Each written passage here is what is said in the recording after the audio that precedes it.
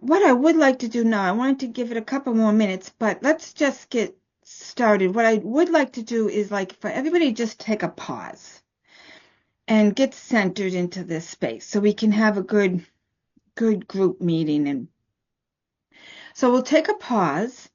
And does everybody happen to have something to drink nearby? Yes. Wonderful. Linda, do you happen to have something? I'm Hmm. going to get it now. Good, good. Even water. So I have a cup of water, a mug of water. It could be tea, it could be anything. And I'm going to talk through while you're getting your cup or your drink, Linda. Yep, I'm good. So yeah, Amanda, do you have yours? Do you have something? Yay!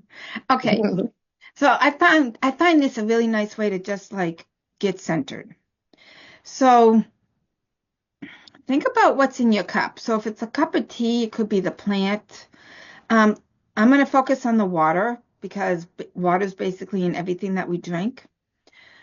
So if we focus on the water and go back in history, so where did that water come from? It could have came out of a filter system, could have came out of your tap, it could have came out of a bottle. And so then go back farther. If it was a bottle, maybe it was, trucked to a store. Um, if it was out of the tap or even a filter system would go through the tap plumbing, did it come from, that went through a whole huge filtering system, you know, and if it was spring water, being filtered, through maybe a mountain range and rocks and sand and where the water flows, and then even back farther than that, where did that water come from? And maybe it was a deep, deep well, um, deep down in the ground. It could have been from a river. So, like, notice where that water came from. And it kind of gives you a different perspective on what you're drinking. And then notice your senses. So, how tightly you're gripping your cup. Is it a loose? Is it a gentle? Is it a firm grip? Is it cold? Is it warm? Is it does it have an aroma? How does it look? Like just notice that. We're always running around from the head up most of the time, and all these we don't notice. We take so much for granted. And it's rare for us to actually really sit and enjoy what we're doing in the moment. So then this kind of helps you bring you from the head down, from your neck down, and bring you fully into your body. So what I would like you to do next is take a sip. And when you take a sip, do the best you can, try to track it down your esophagus and see if you can track it all the way down to your belly button.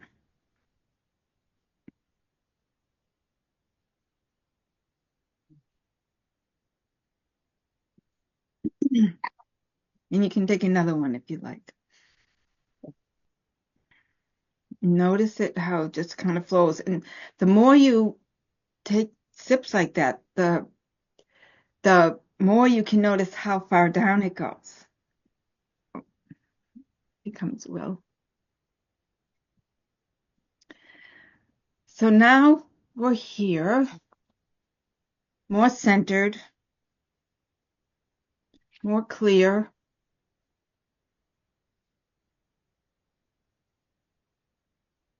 And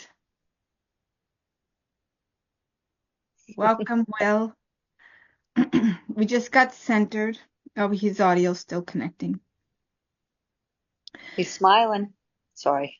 Yeah, that's his profile. Oh, Okay. So, do you feel a little bit more relaxed? Yeah. Okay, super. Hi, Will. Welcome. We just centered with a little drink. I like that background. That's a really cool background. Yep. Yeah. I want to be where he is. I know. I'm like, I want that background. I'm so That's jealous. where we're going, ladies. Yep. Mm-hmm.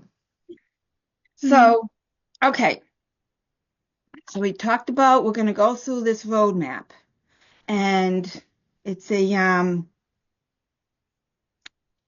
it's the first stage is to acknowledge fear. Now, some of us might not even realize we have any fear, that we don't lack confidence, and that might be very much true.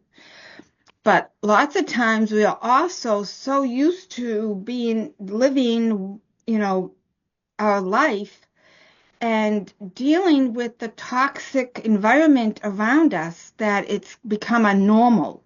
And so we don't actually realize that our confidence levels could be a lot lower than we think.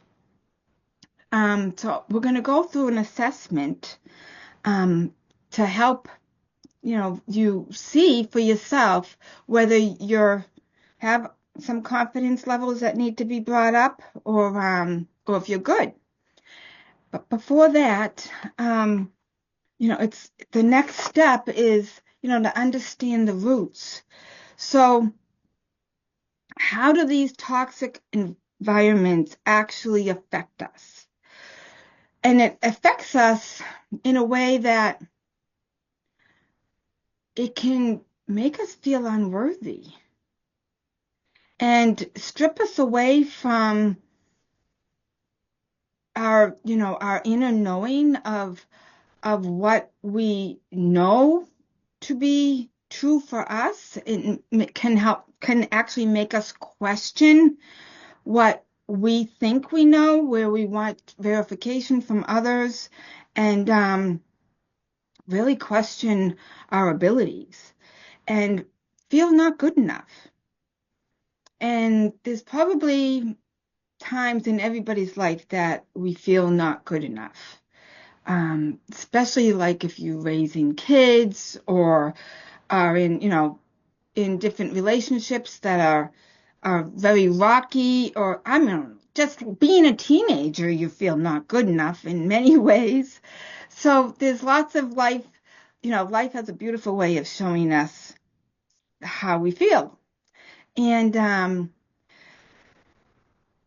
I'm here to tell you that you are very capable, you are very worthy, you are very deserving, and you deserve to have the life that you want to live to the fullest.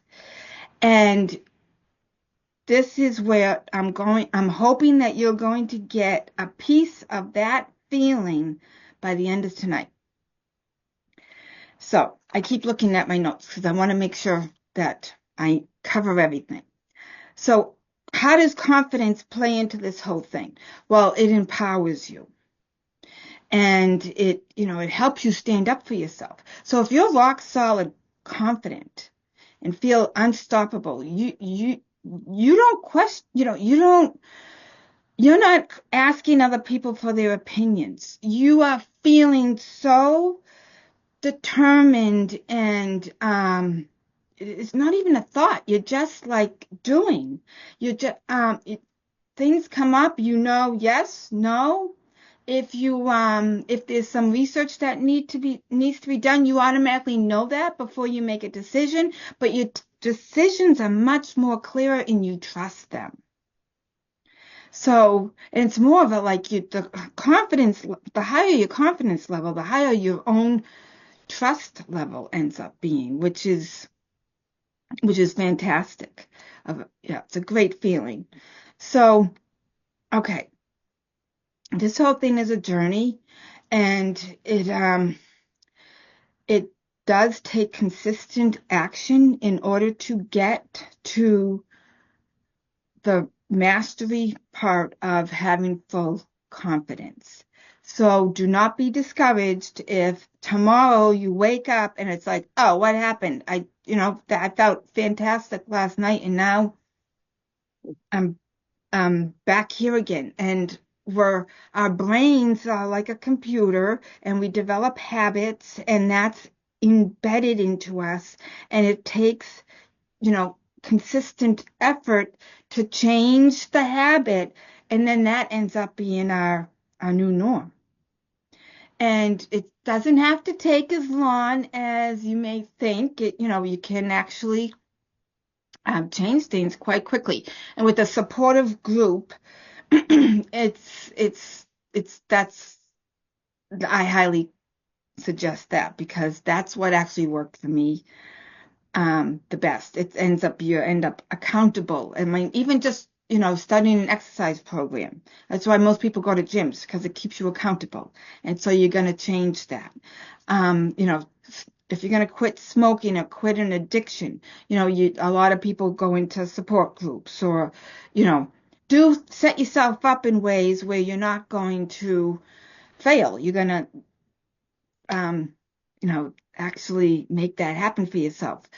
So, okay, take a moment and close your eyes. I want to bring you on a little imaginary trip. So I want you to imagine a life where you're not just wishing you could be secure enough to do what you've wanted since you were young, but actually feeling confident and secure enough to no longer have your past dictate your future. A life where you've broken free from toxic environments and built a happier, more fulfilling life for yourself. This transformation is not just possible, it's achievable. And I have the privilege of sharing some real life success stories with you today. My first success story that I want to share with you is I did a private session with the chiropractor. His name is Richard, and he's in his late 50s. And he shared with me that he was raised by a narcissistic mother. And she blamed him for everything that was not okay in her life, which was basically everything. And made it very clear that she did not like him and was quite the bully to him. Didn't show him much love, if any at all. Well, he shared with me that every single time he opens up the refrigerator now this is in his late 50s. And he's from New York City. Every time he opens up the refrigerator, all he can hear is his mom's voice echoing in his head, saying all those terrible things that was just ingrained in him, totally beating him up. Imagine every time going to your refrigerator and your mother's voice is booming in your head saying how much you're no good and beating yourself up for every little thing. So we did a private session, and I want to read to you the text he sent me.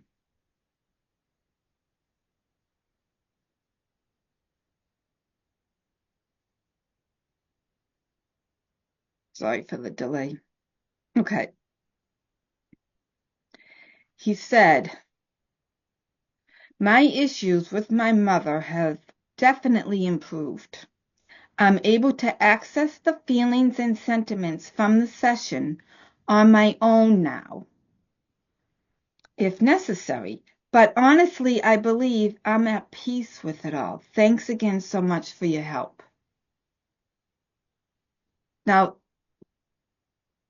that is huge. That was huge for him. And the way this whole roadmap goes is you get educated.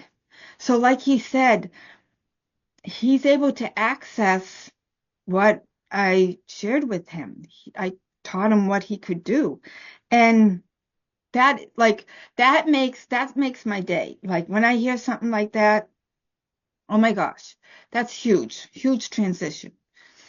Now I have two more that I want to share with you. And one is a very dear friend of mine who was in a family of three siblings, and she had an older sister, has an older sister. And she's in her 50s.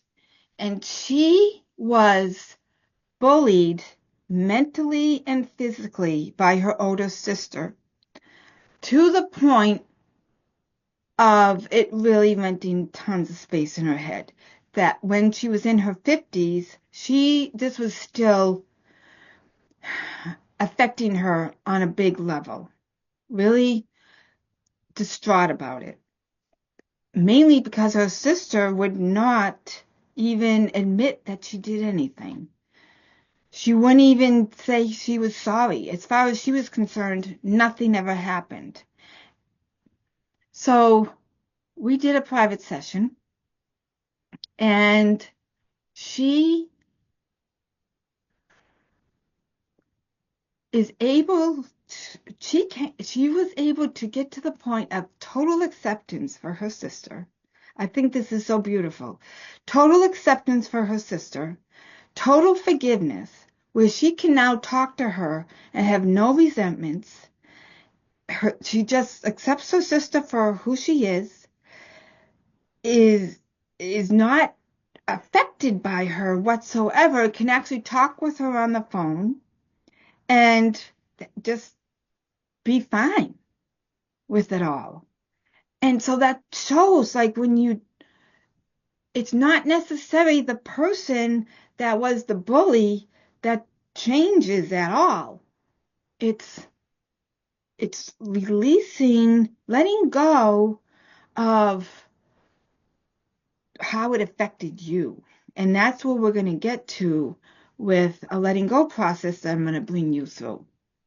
The other one I want to share with you real quick is my friend Margie. Margie is a mother of three. She's divorced. Gorgeous, gorgeous woman. And she was beating herself up in the head so badly, like she could not stop. She would wake up every morning. As far as she was concerned, there was nothing she could do right. And she was constantly beating herself up in the head. Constant. And she started getting sicker and sicker. She ended up with fibromyalgia, and she was in pretty rough shape. And I shared with her what I was doing. And she's one that just likes to do things by herself. And she really, paid attention to everything and started doing the things on her own. And I'll never forget getting the message from her saying, "Oh my God, I woke up this morning with no judgy mind." For Margie, that was one of the biggest breakthroughs of her life. From constant beating yourself up to actually waking up with peace in the head. And so, yeah, those are three. So if everybody I shared with you can have those transformations, you can too. No matter what's happening in your life, there's always a